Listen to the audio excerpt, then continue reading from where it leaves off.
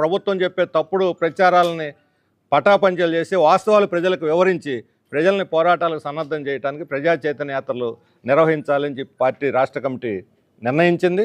రేపు 8వ తేదీ అంతర్జాతీయ మహిళా దినోత్సవం సందర్భంగా దీన్ని ప్రారంభించబోతున్నాం. ఎందుకంటే మహిళలకే శటకోపం పెట్టారు ఈ బడ్జెట్. వాళ్ళకి 1500 అన్నారు, బడ్జెట్లో ప్రస్తావన లేదు. ఉచిత బస్సు అన్నారు, దాని గురించి ఏమీ ప్రస్తావన లేదు. అందుకని మహిళలకు చేసినటువంటి అన్యాయం మీద దీనికి సింబాలిక్గా 8వ తేదీ అంతర్జాతీయ మహిళా దినోత్సవం సందర్భంగా దీన్ని ప్రారంభిస్తున్నాము. 28వ తేదీ వరకు ఉగాదితోటి ముగుస్తుంది. ఈ 20 రోజుల పాటు రాష్ట్ర వ్యాప్తంగా మొత్తం రాష్ట్ర నాయకత్వంతో సహా జిల్లా నాయకులు, మండల పట్టణ నాయకులు అందరూ కూడా ప్రజల్లోకి వెళ్తారు, వీధి తిరుగుతారు, ఇల్లు తిరుగుతారు, ప్రతి ఒక్కరిని కలుస్తారు, వాళ్ళ సమస్యలు తెలుసుకుంటారు. వాళ్ళ స్పందనను బట్టి ఏప్రిల్ మేలో మేము తీవ్రమైనటువంటి పోరాట కార్యక్రమాన్ని రూపొందిస్తాం. దీంట్లో అనేక సమస్యలు ఇచ్చాం. ఇవి కాకుండా రేపు ప్రజలు చెప్పే ఉండొచ్చు, మేము ఫీల్ కానీ కూడా కొన్ని సమస్యలు మా దృష్టికి రావచ్చు. ఆ తర్వాత ఏప్రిల్లో జరిగేటువంటి సమావేశంలో ఆ సమస్యలను కూడా మేము పరిగణలోకి తీసుకుంటాము.